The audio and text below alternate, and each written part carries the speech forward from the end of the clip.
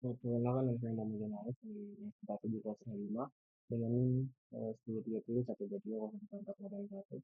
04481. Sekarang kita akan membahas tentang program round robin.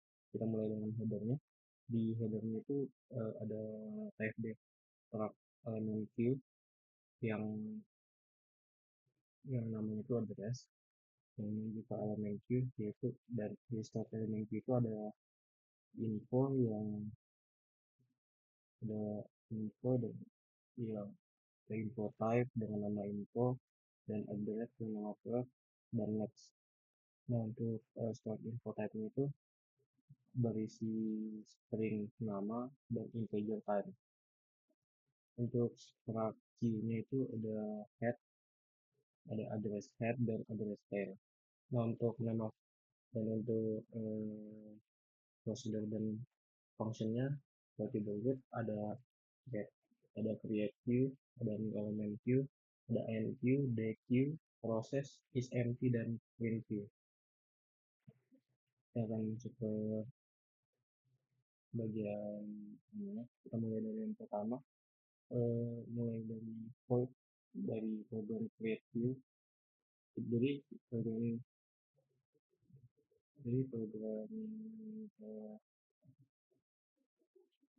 program create queue itu membuat queue ini di yang isinya itu head dan tail, tapi tidak menunjuk kemana-mana, jadi nol.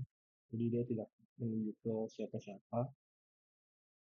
Seperti yang dilihat itu titik head sama dengan nol dan detail sama dengan nol. Nah, untuk function selanjutnya itu new element queue dengan string yang dengan eh, isinya itu string nama dan integer time.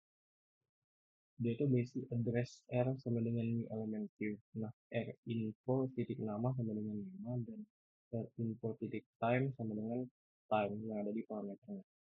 Nah, terus R next sama dengan nol dan ref dan R ref sama dengan nol. Jadi eh, R-nya itu yang mana? R-nya itu yang ada di sini.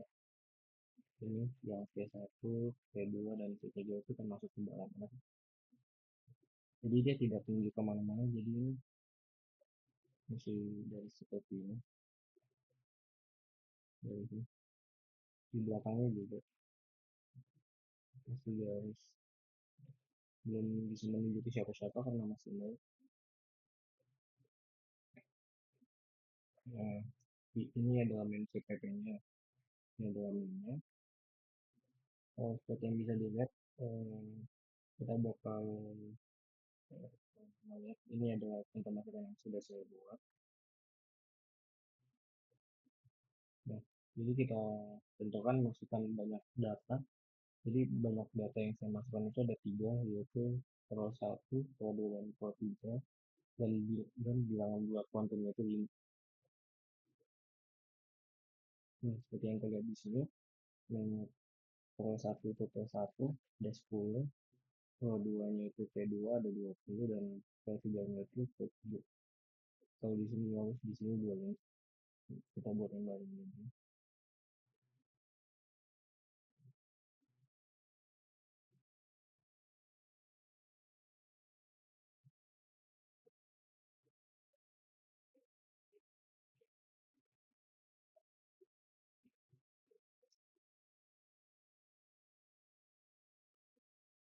Ya, seperti yang terlihat di sini. Nah, karena itu kita nge-create queue-nya dulu. Create queue-nya seperti sudah saya jelaskan tadi, yang di bagian atas ini ya, create queue-nya. Itu kita lanjut ke bagian memasukkan banyak data dari bilangan kuantumnya. Jadi eh, notasi yang saya gunakan untuk banyak data itu n, dan untuk bilangan buat kuantumnya itu kuantum. Nah, habis itu kita masuk ke perulangan seperti yang ada di bagian sini, diulang 3 kali untuk memasukkannya. Nah, jadi yang dimasukkan itu ada nama dan waktu. Nah, habis itu P dengan notasi address kita masukkan P sama dengan new elemen Q. Dan new elemen Q tadi itu yang bagian R ini adalah bagian new elemen Q yang ada di sini. Ini adalah new elemen Q dan return R ya. Karena saya memberikan tiga masukan, jadi R-nya ada tiga data.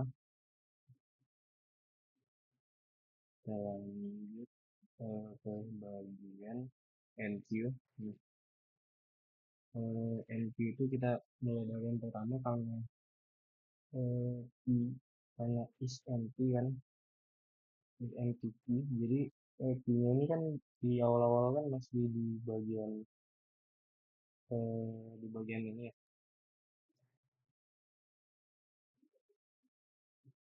eh, masih di bagian ini A sama T. Jadi masih kosong. Jadi is empty key itu terus. Jadi I head menunjuk L pertama. Jadi dia nunjuk ini. Yang habis itu T-nya, ini juga nunjuk L pertama. Masukkan L pertamanya itu yang ini. Seperti yang ada di bawah sini. Dia nunjuknya seperti ini. Dan R-nya itu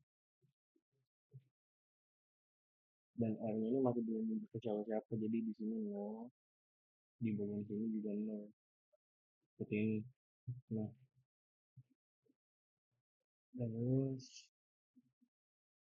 karena dia diulang terus, jadinya begitu pun juga dengan P2 dan P3 yang ada di bawah ini.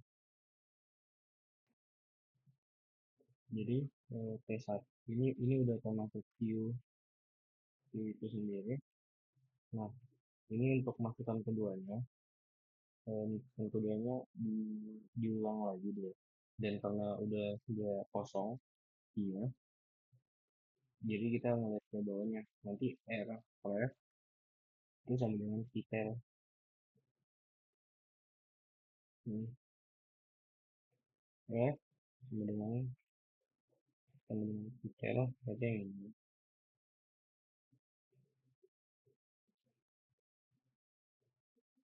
Ini udah masuk yang baru kan. Nah, habis itu titel next sama dengan titel. Jadi yang itu menuju ke sini. Habis itu yang titel sama dengan R. Kita next itu yang ini. Oh, kebalik. Next itu nunjuk ini. Dan ini masih 0. Dan ini juga masih 0. Ini juga sudah masuk ke dalam I dan diulang terus sebanyak 3 kali. Dan contoh masukan yang itu seperti ini. Jadi ini paling terhubung satu sama lain. Karena ini juga ini adalah proses NQ-nya. Ini 0, ini juga 0. Ini udah masuk ke dalam. Nah, habis itu kita masuk ke bagian proses yang dengan parameter Q dan kuantum. Nih, parameter ini adalah prosedur proses. Jadi dia dengan parameter Q yaitu Q, terus integernya itu Q yaitu kuantum kalau yang ada di menu. Nah, jadi di dalam suatu proses ini dia itu selama Q sendiri eh sorry, selama Q sendiri eh, tidak bernilai 0 atau 0,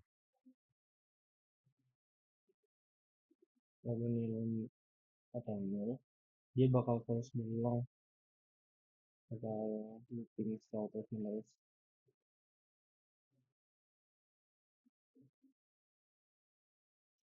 Ya. Nah, jadi di dalamnya itu DQ yang isinya itu key sama P. P-nya itu address yang ada di atas. Nah, DQ-nya jadi kalau misalnya key-nya ini kan udah nggak kosong. Jadi dia ke bawahnya.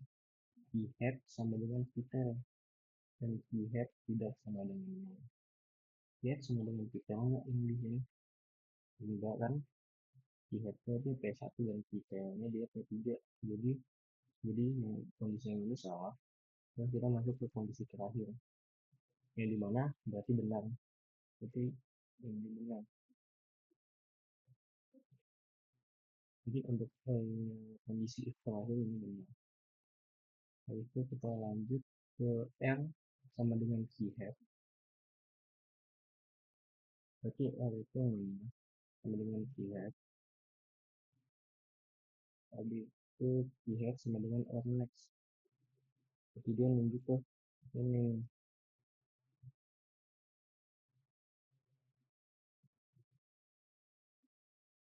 Terus key head correct sama dengan 0 dan ini tutup. Berarti ini menghilang. Berarti ini sudah dianggap tidak ada. Kenapa dianggap tidak ada? Karena P1 karena dia melalui proses yaitu kan P1 kan ada P1 yang bernilai 10, ada P2 yang bernilai 20, dan ada P3 yang bernilai 25. Nah, masing-masing dari P ini akan dikurangi oleh bilangan kuantum yang kita masukkan tadi, karena bilangan bilangan kuantum yang kuantum yang kita masukkan tadi adalah 5. Jadi eh, pada pada proses itu P info time sama dengan P info time dikurangi Q. Berarti berarti address info time berarti address info time itu berarti yang P110. Berarti eh, P110 nya info time nya ini info time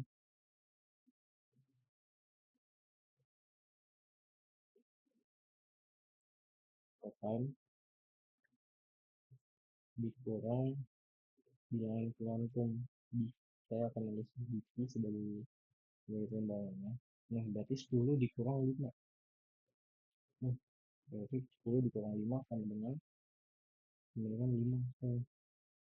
Kita lihat di hasil tadi, di sini, adanya di P1 nya bernilai 5. Kenapa? Karena prosesnya akan langsung terjadi dan tidak ada tahap pertama. Jadi prosesnya akan langsung terjadi dan akan menghasilkan makna. Terus kita masuk ke kondisi if. Nah, if P info ini, eh, P info ini itu masih lebih dari 0, maka empty, maka dia akan dimasukkan kembali, akan tetapi menjadi menjadi menjadi antrian paling terakhir. Maka ini masuk ke dalam sini dia, tapi menjadi jadi P2 jadi first-nya, P3 jadi second-nya, terus P1 masuk kembali menjadi menjadi last, jadi yang terakhir. Nih, proses ini akan terus berlanjut